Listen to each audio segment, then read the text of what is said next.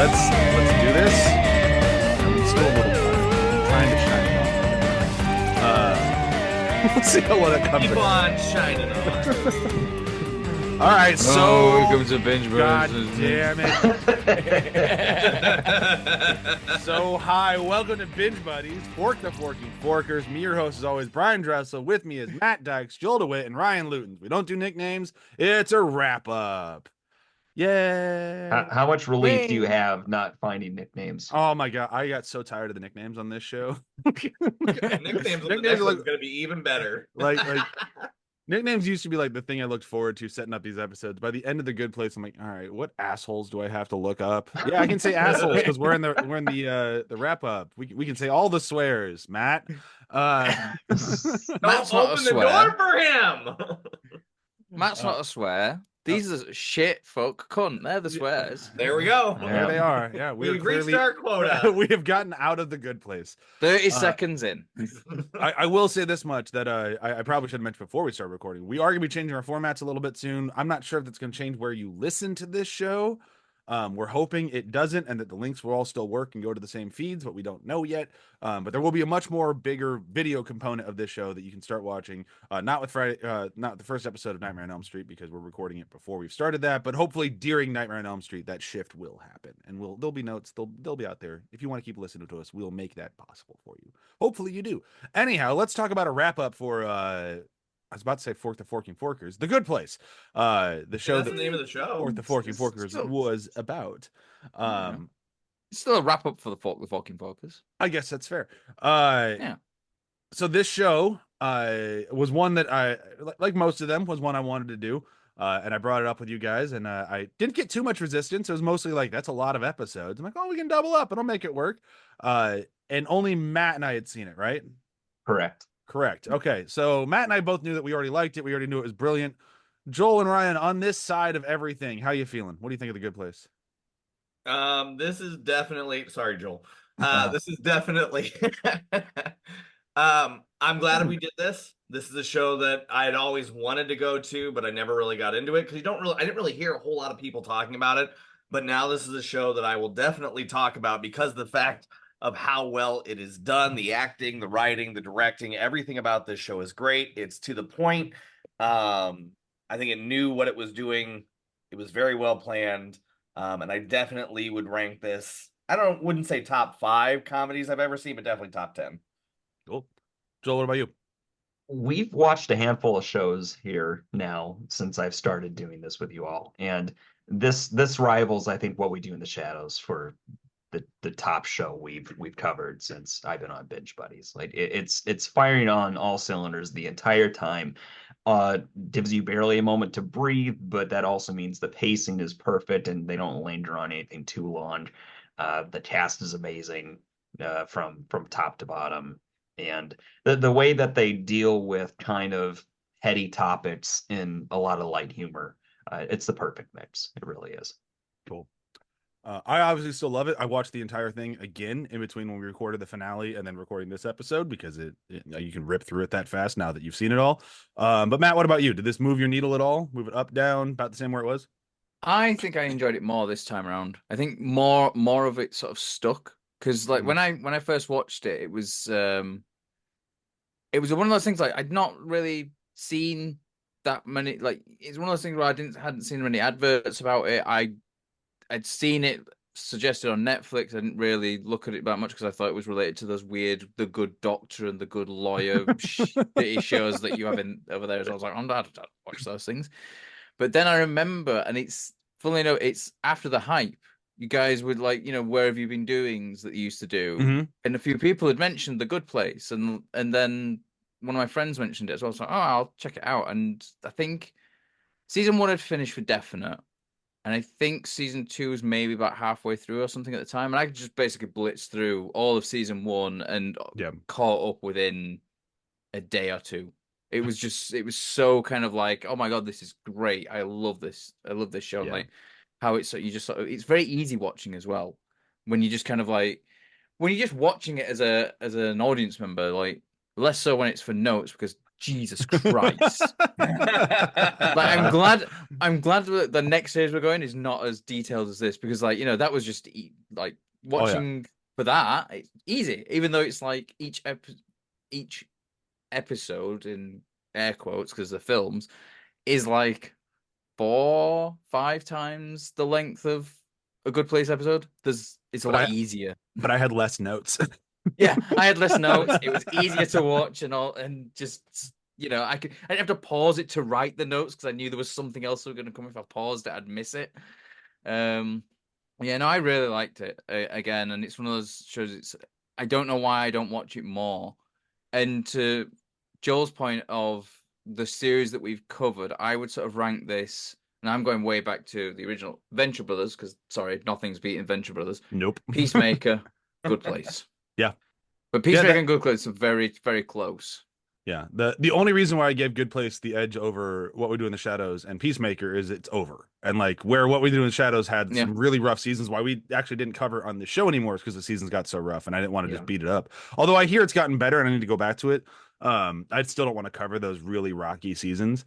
And then Peacemaker we only have the one season. So that's kind of why I didn't put What We Do in the Shadows around that same area as well, because it's like, yeah, the first 2 seasons are fantastic, but then it kind of falls off. It's like why I will never say that The Simpsons is the best animated series anymore, because Venture Brothers. Well, because of Venture Brothers as well, but also if you look at, like, you know, the golden years of The Simpsons, like 2 seasons 2 to 9 or 10 or something. Yeah, brilliant. Exceptional, incredible. All the rest of it, nah. It's like I could never give that 10 out of 10 anymore. It's like the more they make of it, the less the star rating goes down, because like as a whole, not that great. Yeah. All right, well, let's talk about something great. We're gonna do our wrap up episode, which includes The Great Place. The Great Place. Oh my god, the better place. No, the best place. We're gonna hang out with Brent in the best place. Okay, bye. I'd rather drink piss through my eyes. And I drank his piss. What a visceral reference image. that, but I forgot it. Figured out the killer in the first 18 pages.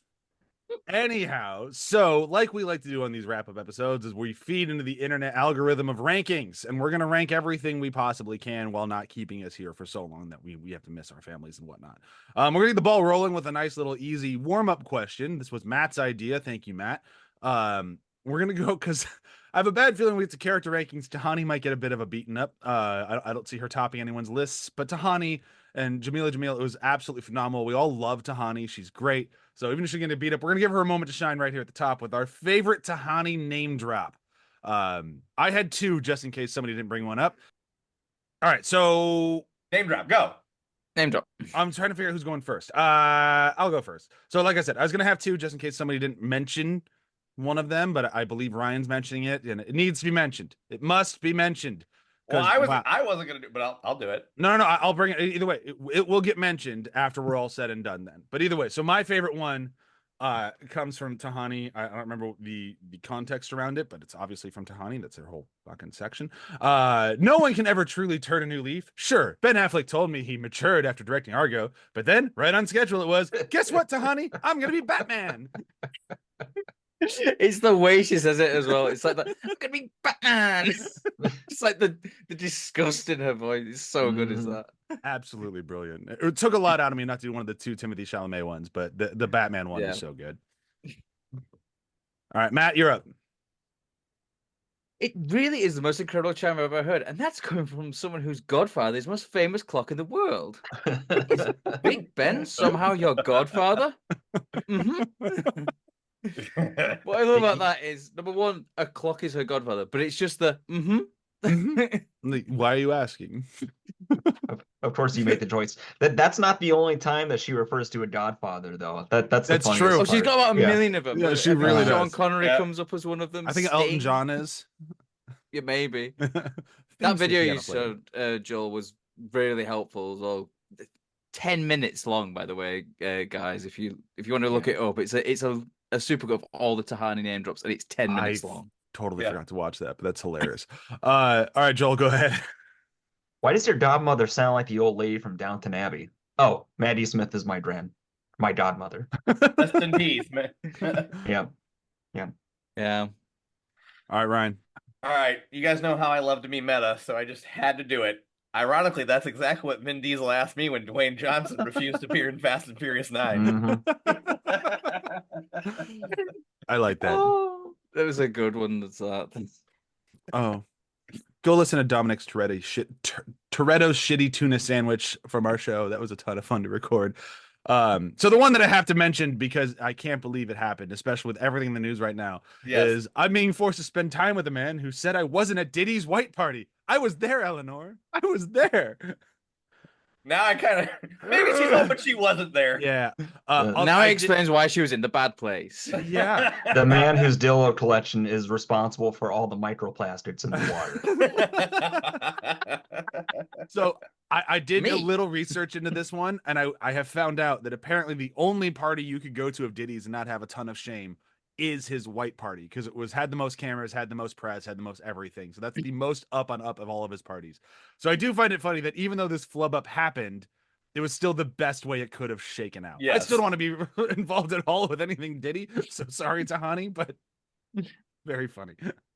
And sad and awful and all those other things, of course, but funny it worked out this way. All right, so that's our warm-up. So now we're gonna dive right into this forking thing or fucking thing, whatever you want to say. The cover-up swears have creeped into my normal life. I say forking all the time now. That's okay. I'm kind of okay with it. I talk weird sometimes. I still say groovy. It's okay. We got to rank the seasons. We're gonna start out strong, starting out tough, big, right away. And I get to go first. No, Matt gets to go first. You get to go third because that's the way that my screen. If you were to Okay. ever show up earlier when we said the call and not be the last one, I was every buying single time- tickets to Transformers 1 because I'm a good father, damn it. Yeah, I took him when it came out because I'm a better father. Damn it. No dispute. Oh. I waited for the crowd to die down. Go work yourself. I'm proud of that one. That was a good one. Thank you. All right, let's rank these seasons. I'm sorry, Ryan, you're not a bad dad. I have to say it. I can't help it. I can't all let the good. insult just lay. So yeah, this was difficult to do, but not the hardest thing. Like, Mhm. yeah. But ranking the seasons as a whole, I feel like my number 4 is going to be very similar across the board, and it's the first season. And it's purely the first season just because it kind of, like we've talked about a bit, where in the later seasons, when you think you know what's going on, they kind of flip it on you a little bit and change it up. Whereas the first season was kind of throughout the whole first season because they were waiting for that big reveal at the end. And I think it just kind of suffers a little bit from that. It just I can understand why people sort of dropped off a little bit because it does get a bit samey every now and again. It's like, oh, who's going to find out about Eleanor next? Or who? Yeah. But yeah, so it's the first season is in number 4. Number 3 is season 4. And just down to the fact that we focused less on the Brainy Bunch in that season as well. Like we love these characters, and they were just kind of, you know, as we described it, good place. The new class was sort of coming in, and then in second place is season 2, and in first place is season 3. But honestly, depending on the day of the week, the way the wind blows, the temperature, whether the moon's up or down or whatever, that could flip. Yeah. Because they are just so fantastic. The show fires on all cylinders throughout both of those seasons, and it's difficult to even find a mediocre episode in those 2 seasons. I think like throughout the whole thing, it's just consistently great throughout the seasons 2 and 3. Yeah. I couldn't agree more, as you'll see when we get to my list. Joel, what about you? So my number 4 is season 4. It is a situation where I think the comedy is all there. I think they make decent use of the new characters, but like Matt said, they sort of put the original cast on the back burner a little bit to focus on these new characters that you don't have a connection to. And my jury's still out on the end of the show. Like I think for the context of the show, it makes sense. My mind sort of is working to reconcile the theory behind the end point of this series, as well as the kind of bittersweet ending of it. Mhm. But overall, it's kind of like when we covered What We Do in the Shadows. All these are great. It just so happens that that's my last one. Number 3 is season 2. Oh, okay. So season 2, I enjoy it. They add a lot of new characters, including Derek, which is like a big highlight. But some of the retreading of the new place, even if they do a good job of recontextualizing it a little bit, it kind of felt like a second run of the same season in a way. Number 2 is season 3. I think that really season 3 is probably where they really hit their stride in terms of uh, not only adding a new wrinkle, then be back down on Earth, but then in the later season, them coming back to trying to race against time to figure out how they're going to avoid the bad place. And adds a lot of drama and comedy with that. And I think a lot of the characters really come into their own there. And then number 1, season 1. And it really comes down to looking back, it's such a muted experience compared to it. It's really down to earth in a way I appreciate. And the jokes are less complicated. Like, whoever knew we'd learn about a bud hole on The Good Place, right? Or something as silly as a shrimp vending machine. Yeah. They're little things, and they're also just little snippets of personality you see up front. So I've come to really appreciate that first season. All right, Ryan, you're up. Okay, so for me, this has always kind of been changing and Oh. moving, and I was trying to think about this, and I think the best way that I can really explain this is these shows really do a good job of building one another. So, at one point I had season 1 being the top, at one point I had season 2 being at the top, but I legitimately thought about this, and season 4 really stuck with me because I don't know if it's the last season I watched, but the fact, like, everything that we've talked about in the show in terms of philosophy really hits home for the final season. So my ranking goes number 4, and number 4 spot is season 1. I think that they did a great job of introducing these characters and introducing these problems. And then I really struggled with 2 and 3 because I flip-flopped these a couple of times, but my number 3 is season 2. I really enjoyed like them trying to figure things out and how to make things work. But I think the aspect of them going back on Earth for season 3 really made season 3 being at the 2 spot. And then of course number 1 is season 4. I just seeing the closure when I looked at the season as a whole and how they did the closure of everything really worked. There was no loose ends, and shows have a really hard time doing that, but this show is nearly flawless. If I could have a 4-way tie for number 1, I would, but I really like the fact that this show builds on each other, and that's why I ranked them the way I did. So it'd be 1, 2, 3, and number 1 is 4. All right. So you guys have pretty much covered so much of this that I can pretty much just list mine off. Mine's almost the same as Matt's, except the wind blew a little differently for me. So for almost the exact same reasons, my number 4 is number 1, number 3 is season 4. These have flipped. I've been looking at this list since I put it out 2 2 and weeks 3 ago. are so flippable. 2 and 3 have flipped Yeah. in my list Yeah. almost every day that I've looked at it. So today my number 2 is season 3 and my number 1 is season 2. But that has been so close this entire time. And quite frankly, 4 has been at 2 for a minute before, and so has 1 has not been at 4, because I feel bad putting 1 at 4 because 1 is such a brilliant season. Saying it's like the worst makes absolutely no sense because it's so good. But it just, for me, since the only one that really holds things back from the audience, and that does not feel like what the show does, because the rest of the seasons really don't do that, it feels a little bit different than the rest. And that's the only reason why I rank it down there. Otherwise, it's brilliant and everyone should watch it. It's not like, oh, you got to get through that first season for it to get good. No, it's good the whole time. It's phenomenal.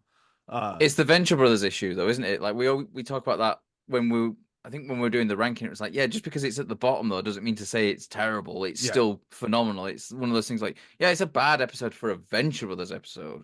Yeah, which is better than almost every other episode. Same thing with this, like, oh, it's a bad Good Place episode, but it's still better than the best episodes in other TV I mean, series. Quite because- frankly, we had when we did Venture Brothers with way more episodes than Good Place. We had episodes where like this one's just not the best. Like this one's okay. We Yeah. didn't have a single one of those this entire run. Every No. episode, we're like, man, this is good. So I mean, that alone says something. I mean, it's not better Yeah. than Venture Brothers. I'm not crazy, but it is saying something. All right, let's keep this party going. So we have to do our top 5 side characters next. Joel's going first. Just for the little bit of clarification, side characters, at least as far as these rules are concerned, is literally anyone who is not Michael, Janet, Eleanor, Chidi, Tahani, Jason. That's all of them, right? Yes. So as long as not any of those, 6 people or 4 people and a demon and a not person, then you can have them on this list. So I imagine there should be quite a bit of variety on this, but we'll see. Joel, take it away. Sure. Number 5 is Trevor. Okay. I- love I'm- Trevor. Yeah, Trevor's great. And He was on my list. He Mhm. dropped off my list for someone else, but he was on it when I was first making this list. he works well in small doses. He's sort of the, if we're talking about like bad place people, he's sort of the yin to Sean's yang, where he's devious and mean and terrible, but in a playful, fun way. Like he's Pooh clearly Beans. he's clearly enjoying himself the entire time, and it's just as much for the fun as it is for seeking out the humans and punishing them. I could have used a tad bit of Trevor at the end. I was think just that was a thinking, missed as- opportunity. As Yeah. you said, Trevor, I was just thinking he never came back for the finale. Like the last we Yeah. saw him, he was blown away. Like, but we know demons can't die, so he should still be around somewhere. I believe it was a scheduling issue. From what I've Probably. looked up, it was a scheduling thing. He just couldn't. He didn't have time to come back, which is Yeah. too bad. My number 4 is Brent. Okay, he So- was on my Holy list for a while. Christ. So Brent is completely despicable and loathful, but in a way where they portray the character as clearly the foil and a punching bag, and it's because of that it works. Like it's I say he's over the top, but there's people on Earth like Brent. Like I've met there's a few so of them. there's Yeah, so many like- Brents in the world, and it's one of those like I can't believe these people exist, but he does, and the show is better for it. So And what's great with Brent as well is even though he is like you said, the punching bag, he gets a little bit of that sort of, God, he gets. Fuck, I can't think of the word. All right, go on, Joel. We'll come back to it. No, number 3 is Derek. Nice. Derek Yeah. had to be on the list. He is insanity in a bottle. Like there is no scenario where Derek isn't going to be the proverbial Molotov cocktail in the situation that he's in. And they evolved him in ways that kept getting funnier the entire time. Like when he's just everything and nothing, it's a nebulous universal thing. Just When floating he's- ahead. It gets when he's- rebooted again. Well, like he's what holding a that is, martini. he's Only he's martini involved glass to- with. Yeah, go ahead. Matt. He's evolved to like a giant, just floating head as well, and he's still an idiot as Yeah. well. Yes. Yes, but it goes back to I mentioned before. Like Janet is emotional maturity. Derek is practical intelligence without any emotional and Yeah. 2 is the judge. Yep. So why is the name blanking me on Maya Beatrice? Rudolph. Maya Rudolph is great in everything. Like there's nothing I've seen where I haven't enjoyed her, and her character, her little quirks about watching shows on DVD and then also being this kind of out of touch judge where they understand the practical rules but don't understand the actual reality of the situation. She is a good presence in the entire show, and I appreciate it whenever she was around. Number 1, Sean. Yeah. Sean, there have been times where it didn't quite click for me, but Sean is the perfect foil to Michael. He is a great antagonist for a show that he's not a bad guy. Like he's just a player in the bureaucracy of the end times. So like it's an interesting foil with that. But then he has all these dumb juvenile insults and petulance that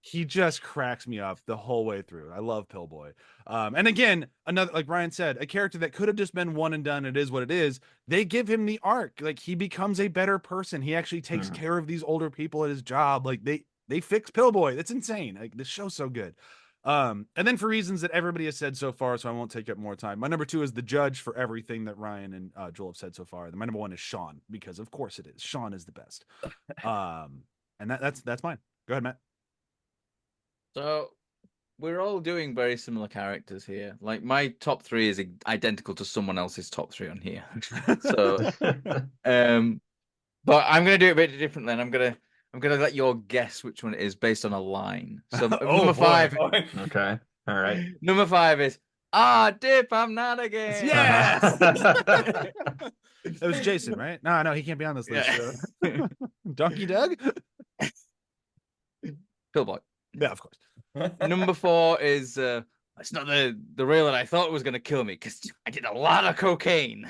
Mindy St. Mindy Claire. St. Claire. Mindy St. Claire, She was yes. on my short list. She was on my Yeah. short list too. She was my number 6. She was one of the reasons that I had to say, all right, no honorary mentions this time, because I'm like, I Yep. couldn't find a spot for Minnie St. Clair. I'm like, all right, that's my fault. Then number 3 is attention. I have been Derek. Murder has been me. Do we even have to guess at that point? Number 2 is you made me an elephant. The judge. The Judge. I love how he's Number doing these 1. quotes to get more quotes. Yeah, I know. It's the Matt way. It is that way. And number 1 is just, I just got the puppies into the cannon. There it is. Sean. So I Was there a character as well who doesn't really show up to what the latter half of the first season and becomes such an important part of like the rest of the series. His presence is kind of like you go back to early on and you're waiting for him to show up. I remember you were saying like, it's about one of the a character who we're gonna love is about to show up in the next episode or something like that. Yeah. And it's you do sort of like you get to the end and you're like, oh god, yeah. Yeah, and look, he John topped. I was right. He topped all 4 of our lists. Do you have any idea how rare that is when we do rankings that we have the same number 1 across the board? I told you were gonna love him. It's happened once before, I think. Yeah. I don't remember which show it was, but I think it's only happened one other time. Yeah. And then I think it's almost happened a couple times, and then Joel forked it up. You're welcome. All right, moving on. Who went first on side characters? It was Joel, right? So that means Ryan's going first for our top 5 quotes. All right. I went a little bit abstract, but still funny. So hopefully not to take anybody's stuff. But They're top 5. You take him. It's fine. my number 5 is, this is Janet. She can get you anything you want. Janet, can I have a baby elephant made of incandescent light that can only speak the truth? There's the elephant, and here's the quote: Shirley Temple killed JFK. So good. Shirley Temple killed JFK. Yep. They didn't have to go that hard, but they went that hard. And Of course they did. perfect. Stonehenge was a sex thing. Next is a quote from Neil. Neil, I had to have a quote from Neil. And poor Maddie, which Maddie shows up later. But either way, Maddie comes in carrying a stack of folders. He goes, I just got 700 new weird sex things files in the last 1 second. And Neil goes, oh yeah, Burning Man just started. Buckle up, Maddie. It's going to be a long week. Next is during Michael's existential crisis, and he's displaying his tattoo. It's Chinese for it's Chinese for Japan. Next is a Sean quote. Sean's got a lot of good quotes, but this one took the cake. I remember laughing for a solid period of time after he said this, but he goes, I took the form of a 45-year-old white man for a reason. I can only fail up. And lastly, I'm not going to do a funny quote because this show really is philosophical. So I am going to do picture a wave in the ocean. You can see it, measure it, its height, the way the sunlight reflects when it passes through, and it's there, and you can see it, and you know what it is. It's a wave. And then it crashes in the shore and it's gone. But the water is still there. The wave was just a different way for the water to be for a little while. You know, it's one conception of death for Buddhists. The wave returns to the ocean, where it came from and where it's supposed to be. I don't know. This show does not need to be this philosophical, but it does. And this quote works. It has meaning. And the show was hilarious. In these last 4 quotes, I had you guys gut laughing. But this quote is just meaningful and it's impactful. And that's what the show is about. And I think that that's a great way to get people to think, is let them laugh while also triggering their brains to think about, you know, bigger pictures. There's Those a are my deep, quotes. there's a It's on deep my list vein for a of bit. sincerity and earnestness in Yeah. this show that makes Yes. it all work. Yeah. And it doesn't come across as like when shows sometimes to try to be earnest and it kind of comes off as a bit sappy or Yes. Yeah. They never have that. sentimentality. Yeah. It's like- you don't get that really. It just feels Nope. kind of real. It feels organic. And- Like it yeah. works. Yeah. Like, Um, of course, like a character like Chidi is gonna say something like that because you know he's a philosophy guy, so he's Yeah. gonna have these philosophical things. So you have this character that can say all that stuff, and it doesn't feel like written lines. It's just Yep. it is it's written line because he's reciting something, but it makes sense as to the thing that he's reciting as well. Yeah. yeah. Well, he even does like that good short pause in his acting, like he's trying to Yeah. think Yes. and come up with the right Yeah. words. Yeah. The acting goes so far in making all the words work. Absolutely. Yeah. All right. When I get back to something completely ridiculous, I'll go through my 5 quotes. That's what the Good Place does, anyways. So I tried to. My goal when doing quotes, because when we were talking about it a little bit, like we all had a ton of quotes every single episode. So I tried to spread them out amongst the seasons more, although it didn't fully work. I think I have a lot from season 1. But either way, this is what I got. So my number 5 quote is a Chidi quote. It's technically a Chidi and Eleanor quote because I think it's really good, and it's just one of those, like, it's not the biggest line from the show, but it's just always made me laugh. Every rewatch makes me laugh. I always just love it. And it's they're figuring things out, and Eleanor says something. I'm not going through the whole quote, and Chidi goes, "You just casually cited Immanuel Kant. Yeah, I know we're in a miserable bind here, but this might be the proudest day of my life. No offense, but that's a real bummer of a life." Absolutely fantastic.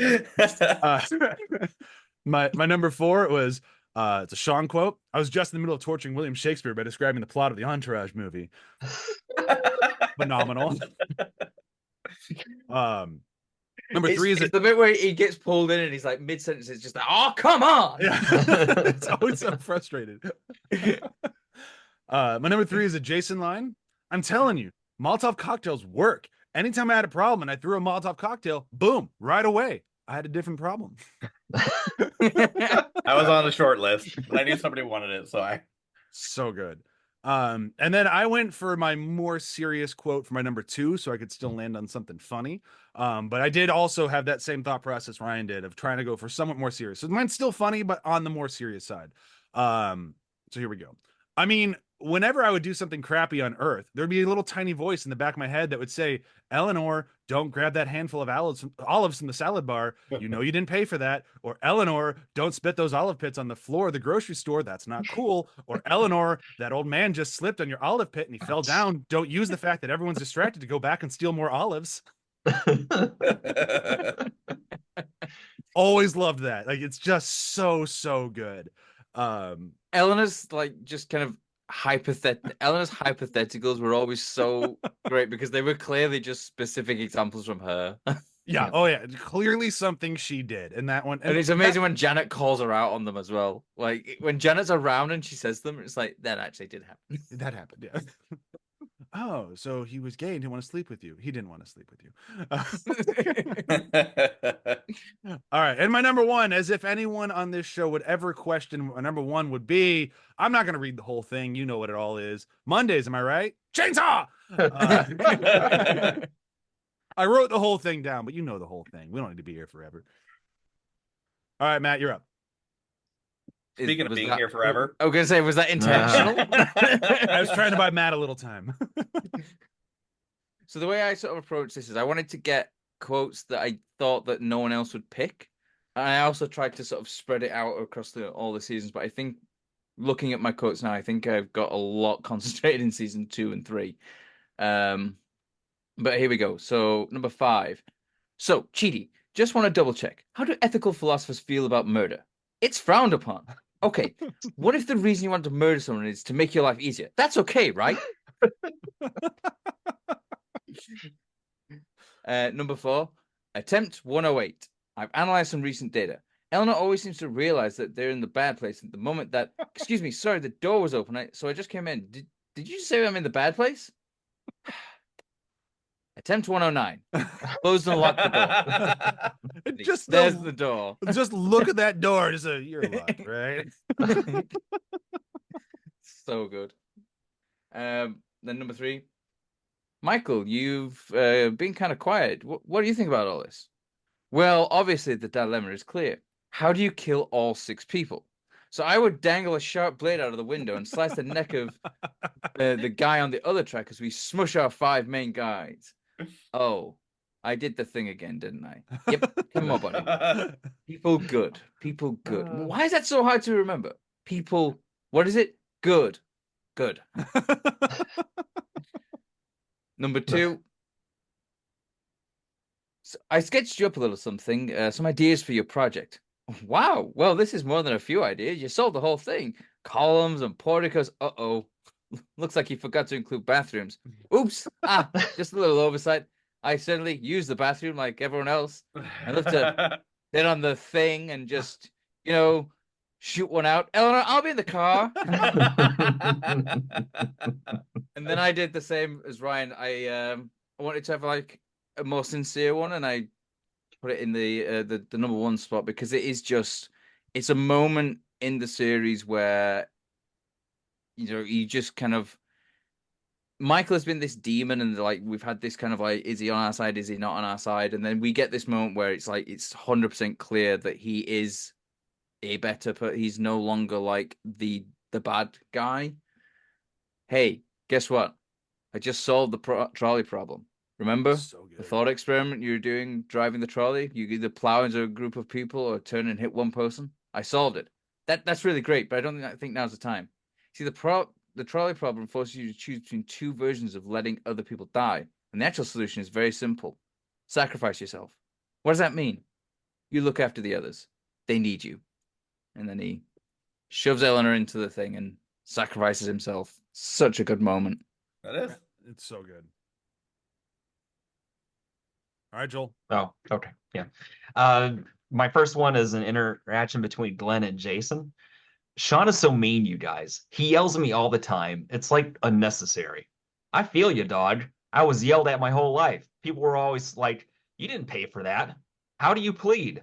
He's flatlining. Clear. Just reminded me of Jason's nickname, the Defendant. The Defendant. Yeah. All right. Number 4 is between Tahani and Michael. I can't believe they managed to mix 1 million flavors together, and yet somehow I can taste each individual one. It's remarkable. I've got no flavor. It's all I deserve, really. His Debbie Downer, he has such lows to compare to his highs, and then it's Downer Michael is the best Michael in terms of entertainment value. It's so funny. His cracker line was my number 5 for the longest time, and eventually got bumped. But like, no, little just and too dry. Saltine or something. Yeah, the saltine. Yep. All right, going on a real low point here. He latest storms out. All right, number 3 is between Chidi and Eleanor. Look, Janet has learned and grown. She's essentially a living life. We can't kill her. Not with that attitude, we can't. Listen, man, I'm dead, you're dead, we all died, and now we're killing her. Pay it forward.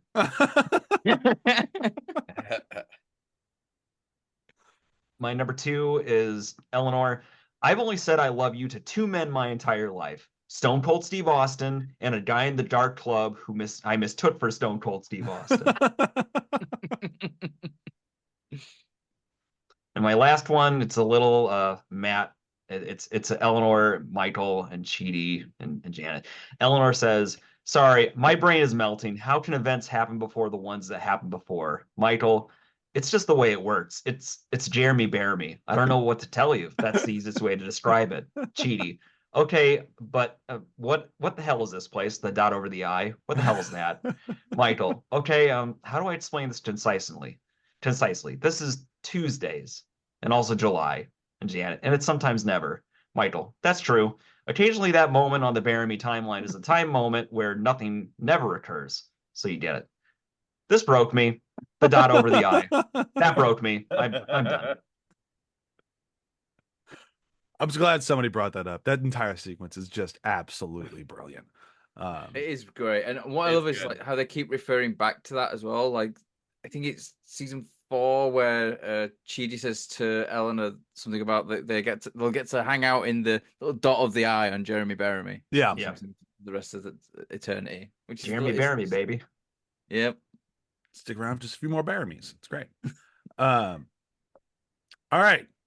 So we've done our quotes. We've done everything. We're getting into the final 2 categories, which are probably the most difficult. I'm really curious to see how this next one goes. I'm in the bad place now. My goodness. Here we go. We have to rank the Brady Bunch or, Team Cockroach, whatever you want to call the main characters. We're going to rank them, which, will obviously send all 4 of us straight to the bad place because that's not what good people do, but we're going to do it anyways. I'm going to see how this turns out. I'm very curious. But I'm going first because that's where we're at in the rotation. So my number 6, I'm very sorry. I even mentioned at the top of this episode, is going to be Tahani. I love Tahani. I think Tahani's great. And that alone should tell you how tough this ranking really is. Because in most shows, Tahani would be one of my favorite characters. She's absolutely hysterical the whole way through. But compared to everybody else in this one, it's very, very tough to keep her there. Yeah, that's what I got. I think Jamila Jamil is absolutely phenomenal. And she made Tahani her own character. And she's great. But unfortunately, she's still number 6. But still amazing. My number 5 is Jason. I never thought Jason would be that far low on my list. The only reason Jason hit that low was because I didn't think his character arc was as impactful as the rest of the other 4. I think his character arc was great, and I think they did a great job with it, but it was he didn't have to go as far on his journey. He was already a pretty good person who just had the worst circumstances to grow up in. So when he went from that, you remove the horrible circumstances, Jason's just kind of a good guy. So it wasn't that much of a leap for him. So that's not the character's fault or Manny Jacinto's fault. This wasn't as much for him to go. So that's where he ended at number 5. Number 4, this one hurts me a lot because he's absolutely amazing, but it's Chidi. I think Chidi is absolutely great, but similar to my complaint with Jason, although he had a much bigger road to go, he was already a good person who was just very indecisive. So once he learned to not be decisive, that was his character arc. So like there was just a little bit less for him to work with, even though he was absolutely phenomenal. I love him the whole way through. My top 3, this was like the most difficult rank I think I'd ever had we've done since Venture Brothers. So if I could have done a 3-way tie, I would have, but I said no ties. So I had to make my decisions, and here we go. With absolutely no rhyme or reason, because like I said, I think they're all tied. I'm just going to rattle them off. My number 3 is Michael. My number 2 is Eleanor. And my number 1 is Janet.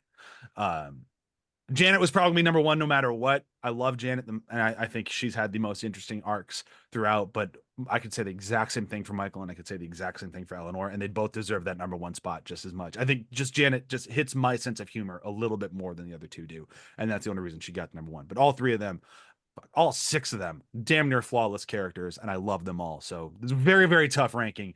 It was kind of easy for me to split it into this is my bottom half and my top half, but even so, all great. So there we have it. Matt, you're up. So I'm very similar with yours. I do feel bad with having Tahani at number 6, but there's just for all the sort of the character development that's in there, Tahani is the least interesting character. Not anything bad against the characters themselves. Like I said, if this was a character in another show, it would be the best character in that show. It's just like compared to the other characters that are in there is just less evolution for Tahani. I think we even talked about it on the series, like Tahani's kind of character arcs were ended by season 4. Like, there wasn't really anything, else left for her to sort of evolve to, really.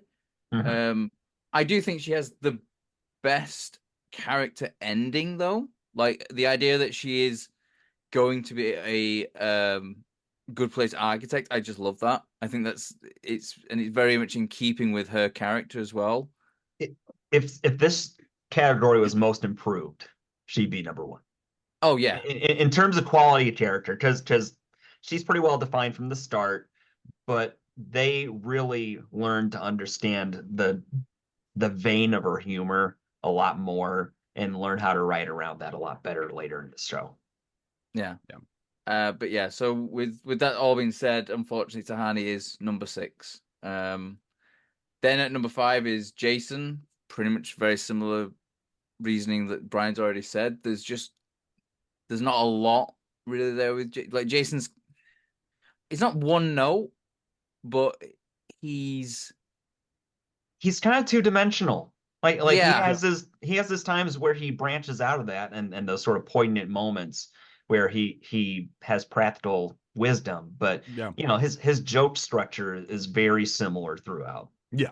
He doesn't really grow all that much. No. Like he's still pretty much the same person at the beginning of the series as he is at the end of the series. He's just a little bit better. Like he's just a little bit less Florida. Like I said, I think Jason is probably the best person out of all of them, given his circumstances. You remove Yeah. those circumstances, he's the best because that's all Yeah. it takes for him to become a good person. Just get him Because out he's of just a Florida. nice. Get him out of Florida, he turns into a better person. Yeah, he just wants to be nice to people. He wants people to be happy, and the problem is the circumstances he was in on Earth meant that the only way he could do that is by being a criminal. Yep. And then number 4, and this is a real surprise, Eleanor. But to be honest, it gets my top 4 again. Different ways the wind blows, and it could be totally different. Well, maybe 4, 3, and 2. Because I think number 1 is always going to be number 1. But yeah, for me, Eleanor, like she, very well written character, very well acted character, just a lot of development. The character that grows the most for definite. Mhm. But again, it's that sort of, yeah, I don't know. It's just really, really good character, really good fun character. Number 3 is Chidi, because we see Chidi go through a lot. Like I think Chidi goes through the most amount of sort of pain and stress, suffering. Yeah, I mean a lot of it is self-inflicted, but there are some moments in that where we get more insight into Chidi, I think, than any other character. And the one that really comes to mind is when we get some amazing sequences where he's talking about the philosophy and things like that, and then it just becomes a gut-wrenchingly amazing laugh out loud joke as well. Like the whole thing where he's having his freak out and he's talking about all the different things, like all the different philosophies that people believe, and then he just goes, but they're all wrong. The only one that is real is nihilism. It's so good. Like you have this like really deep moment where it's intercut with all these beautiful sort of montage images, and then it just immediately like smacks back in your face, and it's just this huge joke about how like none of what he said really matters anymore. Be a nihilist. Number 2 is Janet. Like for a not person, robot, not a robot, like she has a journey, and the journey is pretty spectacular to watch. And Darcy Carden, phenomenal actress. Like her, if you like just playing Janet, she is a phenomenal actress. But then you bring in where she plays Eleanor and Jason and Tahani and Chidi inside herself and interacts with herself, and that is like so amazing. And then Bad Janet and Neutral Janet and all those ones. It's just very well done. And I just think like the character starts off as kind of like she just like explains Alexa on legs, but really grows and becomes something more. And then number 1 for me is Michael, because his arc throughout the whole series, like he is someone who is a demon. He thinks these people deserve to be tortured. He's like all sort of like evil machinations, but he's always been fascinated with humans. And he comes up with like the new idea. It's the reason why the Good Place series exists. It's his idea. but then like the fascination with humans and like, you know, he's so badly wanting to be a human throughout a lot of the series, and then he gets his wish at the end, and it's just that to me is the most satisfying part of the ending of the final episode. Yeah. Like him getting to be human, like the little montage of him going through life is just, it's so well done, and I love it. And I think Ted Danson, I've always thought he's an amazing actor, but in this, he's what keeps me coming back every single time. They're the whole cast do, but there's just something about every episode. There is just something in there. It's just amazing. Like, and his performance is just spectacular. God damn you, Emmys, you fucking assholes! Give him all the Emmys. Give He's him doing all the another show with awards. Michael Shore. He could get it for the next one. They're doing another show together, and I'm excited for it. So Yeah, we'll see. yeah, bastards. The bastards. Give him an Emmy. Give him his statue. Yeah, All right. What's the rest? Was that the end of your list? No, you got more, right? yeah. No, that was it. That was it. Oh, that was it. Okay. I know it take a while, but you know, We got there. We got there. All right, I was Joel. exhausted, fanning themselves. So number 6 is Janet, Oh, poor and Janet. no, I'm kidding. Wow. It's Tahani. Poor Tahani. Like I said, if this list was most improved, she would be near the top, if not at the top. But And if it was any other show, she probably would be the best character. She's as so- well. she's Like, such a that's good the- That's the character. thing. It's mhm. the problem is like we have these other characters that are just, there's more there, and it's not a knock against Tahani or Or Jamila Jamila Jamil, Jamil. who's so good and so good in Yeah. this. But It goes back to the show for a while just couldn't figure out her place necessarily, other than just the party person, and they even joked about it later on. yeah, So they understood it too, I think. 5 is Jason, for what we've talked about. Great character, funny as hell, just a little bit two-dimensional, and his journey isn't quite as meaningful, let's say. Number 4 is Chidi. Half of the true, I think, heart of the show, and he has so much funny around him, and he's the punching bag for a lot of it. It's just sort of where he fell on my list. 3 is Janet, and the top 3, like you guys, that's different day. I could have picked a different one, but Janet is there because of dog. Janet is there because of Dog. Okay. Because of dog. The bounty Yeah. hunter? Yeah. Wow, that was a pull. Ooh. that's a reference. Janet, Brian, you mentioned Bad Janet on your side list. It's to her credit that I couldn't separate Bad Yeah. Janet from Janet, and such a multifaceted, talented actor who played so many different versions of herself that you almost wonder how she achieved it, and it's great. Yeah. Number 2, Eleanor. Eleanor, I think it's whenever she's on screen, something funny is going to happen, but also being half of the real core heart of it, there's a lot of sincerity and earnestness in her character too. She's just out there like raw, like this is who I am, but she learns to be more kind in how open and honest she is about things. And then number 1's Michael. I mean, Ted Danson, I hadn't thought about Ted Danson since Cheers. And this show makes me think that maybe I've missed something and need to look back and see what else he's been in. Like Called- such Curb Your Enthusiasm. Curb. Okay. Yeah, but then I had to watch Curb Your Enthusiasm. Well, it's worth it for Ted Dan. He's so good in that He's show. so good. He is so good. Yeah. Okay. Well, I'll Plays consider it. himself, so it's absolutely hysterical. Okay. All right. But I did not expect to love his character as much as I did by the end of this, and just killed it. Absolutely killed it. Okay, I'm not gonna 6 and 5 across the board. We all got the same. It's Tahani at number 6 and Jason at number 5. Hmm. I love Tahani. She is, if you had to say what Tahani was, in my opinion, she is definitely someone who is seeking the attention with the right people. And I think that's what makes her work. Jason is there. I wholeheartedly believe his purpose is comedic relief. when the show is already funny. So that just shows the level of the acting by Jason, or who plays Jason. Manny Jacinto. Yeah, he's great. He understood the assignment. He knows what he's supposed to do. But again, like Joel said, he's very two-dimensional. And when he talks, you know you're going to laugh. Whereas the next four, I have a little bit of difficulty. My 1 and 2 are the same as Joel and Matt. It's Eleanor and Michael, and I'll get to those. But I had a real hard time with Janet and Chidi. Janet is number 4. I put her right in the middle because she is the middle. She is legitimately the middle. She's good, she's there. She's an integral part of the story. Without her, there would be, not a lot of these funny quips.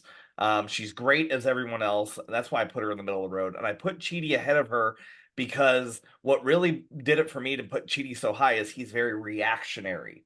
And that's his character. When he those moments when he's startled, or when something doesn't go his way and you feel it. Like that anxiety that he has, you really feel it, and it's so sold. So that's why I put him at number 3. He is I don't want to say the brains, but he is the one that is generally trying to get everybody to change when the change really needs to start with him. But just his comedic is smart, it's quippy, but it's also reactionary. Like whenever they scare him or his anxiety flares up, it is just so good. Number 2 is Eleanor, for reasons that we all stated. She is the one that the show centers around. You can't have a list without her, but I think the counterpart to that is Michael. But she is the one that shows great change. But the person that shows the greater change is Michael, for every reason we've all said. Get this man an honorary Emmy because you screwed him. That's it. Yeah. That's all I got. Mhm. So wow, I'm the one who forked up this, all us agreeing at Michael being number 1 this time. Yeah. This is what it feels like to be Joel. This is nice. I like this. Need to shave my head. All right, so we're at the very end of this thing. Matt's going to kick us off. We have to rank our top 5 favorite episodes. Again, I'm imagining we're going to have some wavering here. I don't imagine we're all going to line up too well on this one, but I'm very excited to see which ones pop up on all of our lists. And maybe there might be 1 or 2 agreements. We'll see. But Matt, you get to go first. Yeah. The only way that I could feasibly do this is basically by More quotes? going the best of the season. And Okay. I can't, because the only way that I could do that, if I was trying to do the top 5 episodes of the series as a whole, it would either be all these episodes from season 3, all these episodes from season 2, because there's just so many good episodes. So I had to just narrow my field of vision to be right, let's get 4 episodes, 1 from each season, and then a bonus extra one. That's what I did. So coming in at number 5 is Michael's Gambit from season 1, the season 1 finale, because that twist is, even when it's coming, it's still brilliant. The way that it is just executed, the fact that it happened so early in that episode as well, and we get a lot after that. It's not, a lesser show would have done that and made that a cliffhanger. Mm-hmm. But they do a really good job of setting up what's to come in season 2, whilst also still you get that cliffhanger feeling, but you don't feel like they're using this twist as a cheap tactic, is to try and oh no, they're in the bad place, come back next year and see what's going to happen. We have that already set up. We know what's going to happen, or we think we know what's going to happen. Number 4, Employee of the Bearimy. The Demon Con is so good. incredible. The device that makes demons explode and just all of that is just so good. It's just Touche. so funny. Yeah. And that's the thing. It's literally makes a demon explode, and what's Sean's response? Touche. Whilst he's covered in well, it's just so good. And then he gets demon, another one exploding in front of him. He's oh, come on! Anytime that Sean is just annoyed, it's always really funny. Number 3 is Jeremy Bearimy, because holy crap, just the way that is written, the way that episode is written is phenomenal. The way they discuss time is just incredible as well. The idea of we look at time as a flat line. Well, it's really more like this. It's really more Jeremy Bearimy. What? And then they draw it on the board, and that's what time looks like. It just happens to make Jeremy Bearimy in cursive. I don't know what to tell you. The little dot on the eye broke me as well. It just, the whole thing is great. It's so good. That's also the episode we get. It's in that same episode where we get Peeps in the chili. Chili. Mhm. Yeah, Yeah, Peep and that- M&M Yep. chili. all It's of in the that's in the chili same pot. thing. You eat them both Yeah. together. Probably one of the best songs we get in this Hell show. yeah. But then, what else we've got to deal with? Actually, that Michael's weird musings about a purple rainbow something or That's other. still a great song, man. It is a great song. Mitch. That's Number 2, the trolley problem. I love the trolley problem. It's so funny. Just the whole thing of like going through, like what, just like Michael when you realize that Michael's torturing Chidi as well, where he's like, oh, so you would, if you were to kill these people to save like other people, yeah, that's right. Okay, tell their families. It just looks so good, like, and just how they managed to be so graphically violent as well in Yeah. that in that episode. And then coming at number 1, I should say, by the way, these episodes, some of these episodes could change, and some of the order definitely can change. Of those, like depending on like the way the wind blows as well. It is so difficult to just say, oh, that's better than that episode because of this. But it's like, well, actually, because that's better than this. It's tough.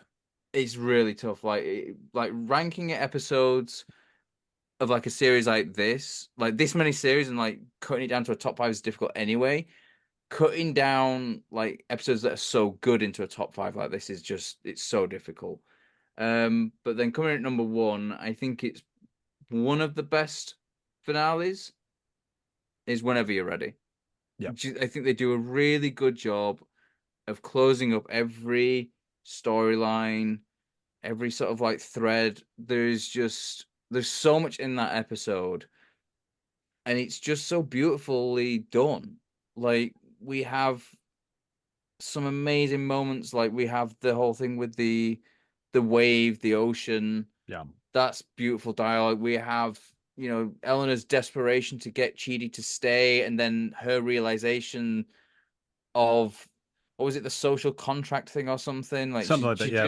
She just finished reading that book, and then like it applied to her, like the way that it's written. And then we get Michael finally getting his dream to be a human as well. And it's great. And it's also got some of the funniest moments in the whole series. So, like Michael going through the door, like honestly, is just so funny. When just like, I'm going, bye. I can feel it working. Or Bye. Jason going through the door and then coming Yeah. back. Oh yeah. Yeah. And to like, set up. Can you see me? and then the lovely thing, like referring back to like a monk, but then Jason just totally not getting it. It's like a Mhm. monk. What? Never.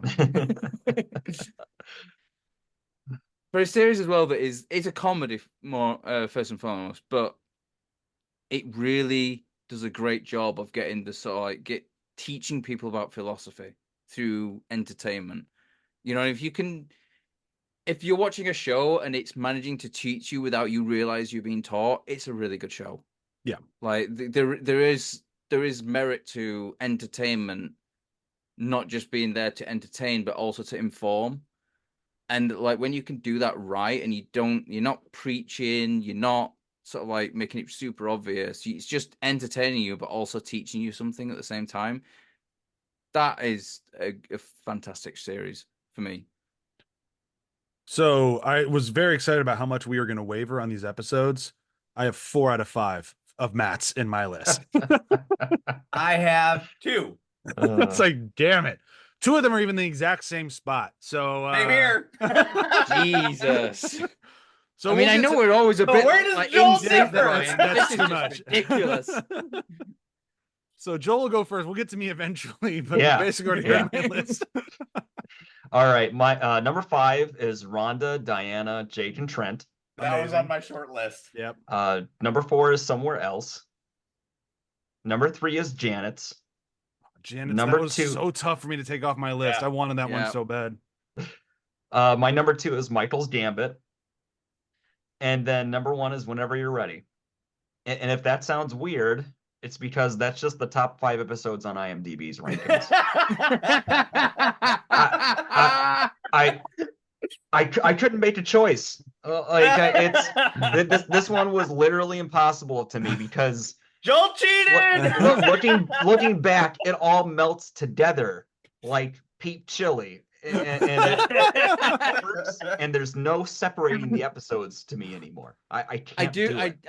I get where you're coming from. That makes sense. It was difficult going back and being like, which one? I ended up having to go back through like my notes and be like, okay, what was that episode? Oh, it was that one. Right. Okay. Yeah. And then it because like you said, it is, there's a reason why each episode is chapter whatever. Yeah. Because it is one long storyline. And, like Brian, you were saying you rewatched the whole series in a week.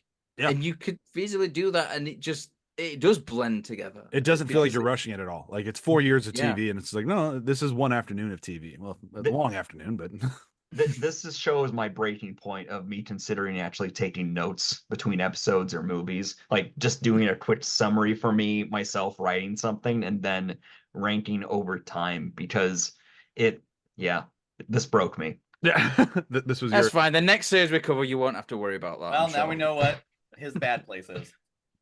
Ranking episodes. All right, Ryan. Please don't use right. the IMDb top 5. I am not. 2 are different as opposed to what's been said. So my top 2 is, well, I'll get there. Number 5, Mindy St. Clair. That's the one episode. So like Matt, I tried to do one from each season.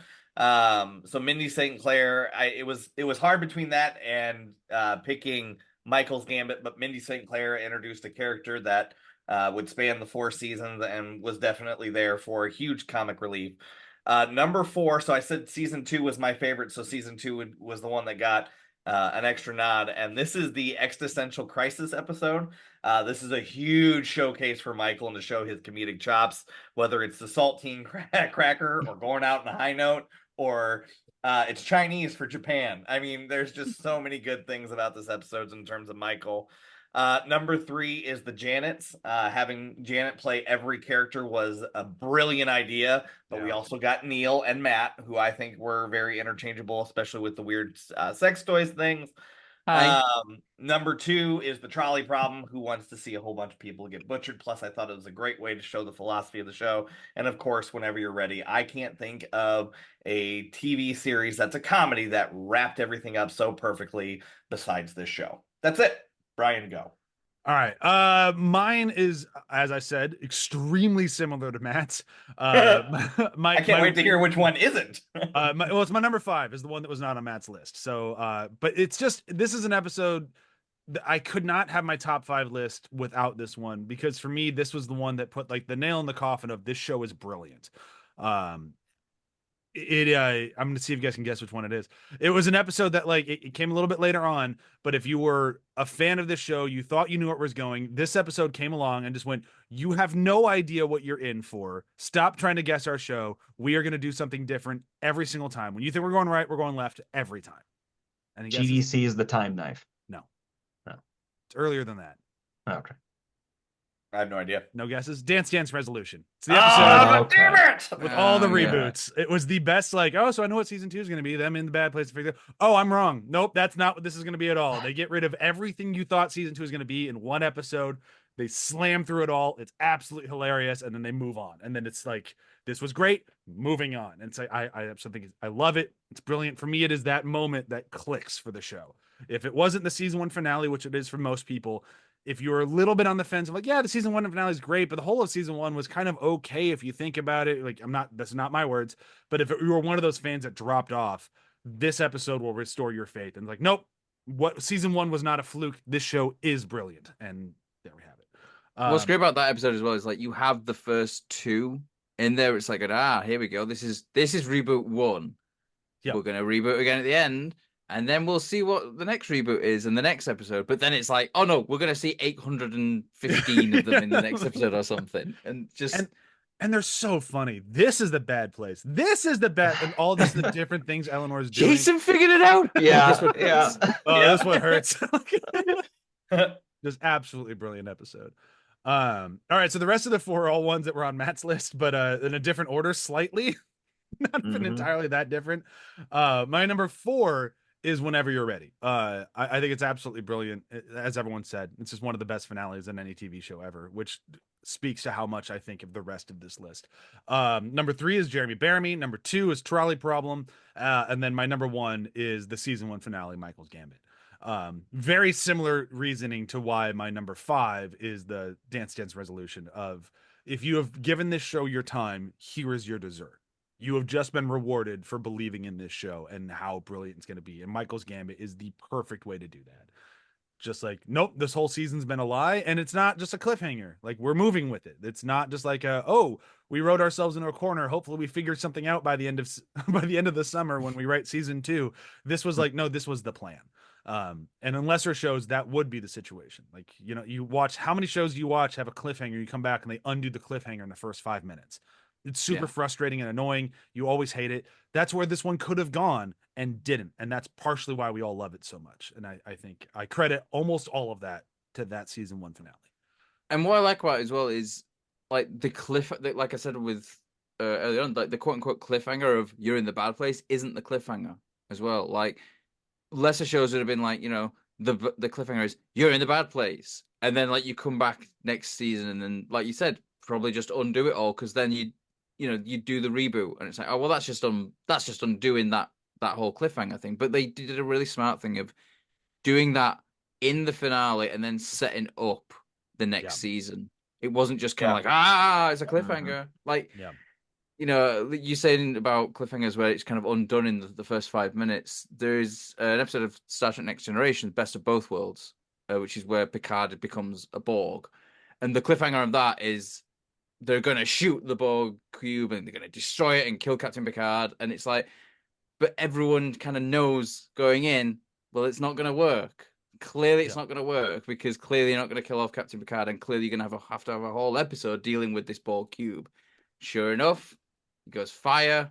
He fires, does fuck all in the opening episode. It's that kind of like, it's an amazing cliffhanger, but at the same time, you're never going to be able to keep the momentum going on something like that. Whereas when you do it this way, it works so much better, because it's like, oh, we've got the cliffhanger, but then we've got a bit more after that to set you up for what it's going to be. And cliffhanger's only as good as its resolution, and these ones always have good resolutions. I thought you were going to go for the example of What We Do in the Shadows that did this exact thing. It's why I stopped watching What We Do in the Shadows. Of that Guillermo's going to be a vampire. These two are separating. This is going on, and the next episode starts. All undone. I'm like, what? Oh yeah, that made me so angry. Yeah, season 3 would like where Nadja goes off to, and then just back all to the undone. beginning. And I'm like, all right, well, that's the enemy. That's what killed What We Do in the Shadows for me. It was such a bummer.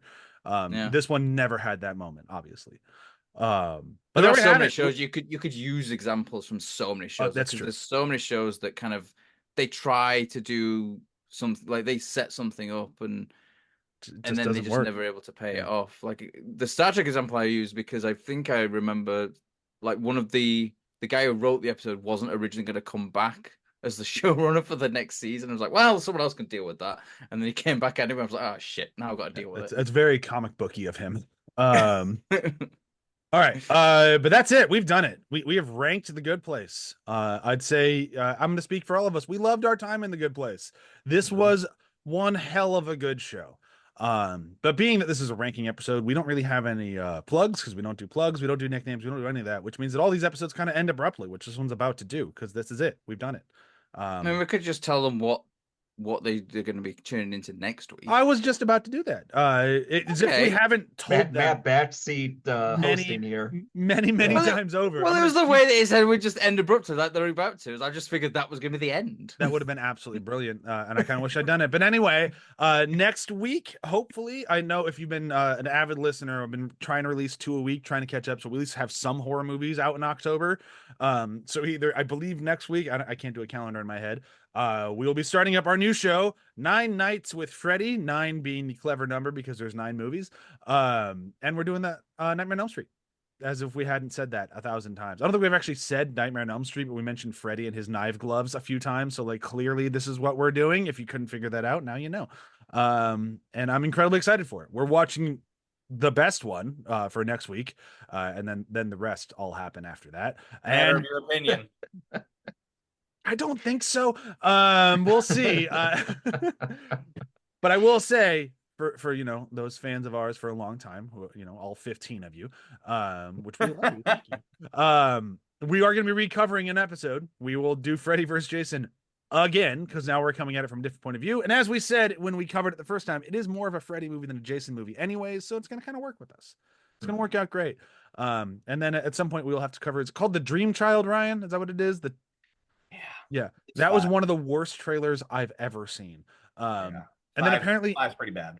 6 has Worse Tom than Rise Arnold of Skywalker? and Six- Tom Arnold six and is Roseanne bad, Barr too. in it. Yeah, 6 is bad. 7 is flipping fantastic. I like 7. 7's one of the ones I've seen. So we'll Is that a new Nightmare? Yes. Is that the really meta one where it's Robert Yes. Englund? There's Yeah. Robert Englund. yeah, Yeah. it's Scream 3, but you know, also directed by Before Wes Craven. Scream 3. Yeah. Scream before Scream. Yeah, they just did it again. It was the nightmare before the nightmare. Yeah, perfect. All right. So tune in next week when we start talking some horror movies again. Robert Englund and Johnny Depp as a fountain of blood. Woo! More blood than ever has fit in a human body. It's gonna be Yay, rotating rooms. great. It did look really cool. All right. Bye. Go fork yourself. Oh, Joel beat him to it. Hey! I mean, I was doing the chi from Friday the 13th. I don't know if it came up on the mic. It did. It did. There's nothing I can do from Michael, so you know, stab somebody. It's actually a quote from Joel's old roommate, and that's where we're ending. Is You that went what Joel's old roommate said just before he murdered someone? No, he said it as like Joel, correct me if I'm wrong. Some girl's like trying to convince him to walk her home, and he was so drunk he couldn't figure it out. So he tried to give her some advice to protect herself, which was just Stab someone.